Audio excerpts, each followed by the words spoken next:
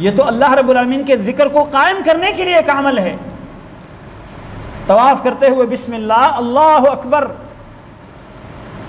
حجر اسود کو چومنے کے لیے لوگ دکم پھیل میں گھس جاتے ہیں۔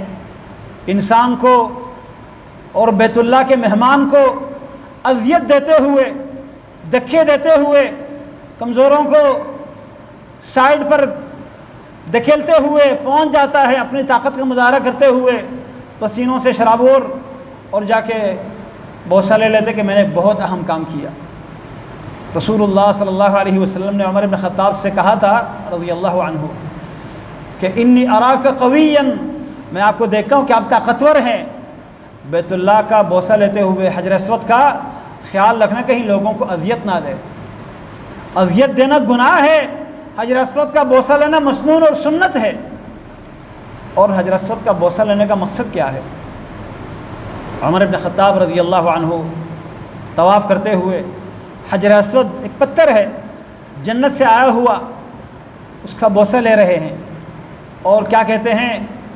انی اعلم انک حجر، اے حجر اسود میں جانتا ہوں کہ تو ایک پتھر ہے، لا تنفع ولا تضر، تیرے ہاتھ میں نہ نفع ہے نہ نقصان، اس سے مجھے کوئی نفع نہیں ہوتا نہ کوئی نقصان ہو سکتا ہے۔ ولولا انی رأیت رسول اللہ صلی اللہ علیہ وسلم قبلک ما قبلتک، اگر میں اللہ کے نبی صلی اللہ علیہ وسلم کو تیرا بوسہ لیتے ہوئے نہ دیکھتا آج میں بھی تیرا بوسہ نہ لیتا۔ کیا مقصد ہے؟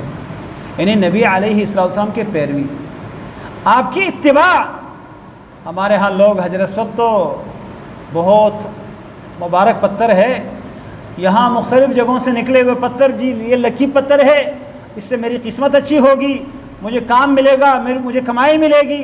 ان پتھروں پر یقین رکھے جو ابراہیم علیہ السلام کی قوم، مشرک قوم کا طریقہ تھا، پتھروں میں خیر اور شر کا یقین رکھنا، ان کے اوپر اعتماد کرنا۔ آج ہمارے مسلمانوں میں یہ چیز موجود ہے۔ آپ خوبصورتی کے لیے جو پتھر چاہے پہن لے، لیکن یہ نظریہ رکھنا کہ اس پتھر سے مجھے کوئی فائدہ ہوگا، اس پتھر سے مجھے کوئی نقصان ہوگا، میری قسمت اچھی ہوگی، مجھے روزی اچھی ملے گی، میں شر سے بچوں گا، یہ شرکیہ نظریہ ہے۔ اور یہ نظریہ حجر اسود کے بارے میں رکھنا بھی جائز نہیں۔ کون کہتے ہیں؟ سیدنا عمر رضی اللہ عنہ، انی لأعلم انک حجر لا تنفع ولا تضر، مجھے پتہ ہے کہ تو ایک پتھر ہے، نفع اور نقصان کا مالک نہیں، لیکن صرف تیرا بوسہ لینا کس لیے ہے؟ اللہ کے نبی صلی اللہ علیہ وسلم کو دیکھتے ہوئے۔ اسی طرح یعلا بن امیہ رضی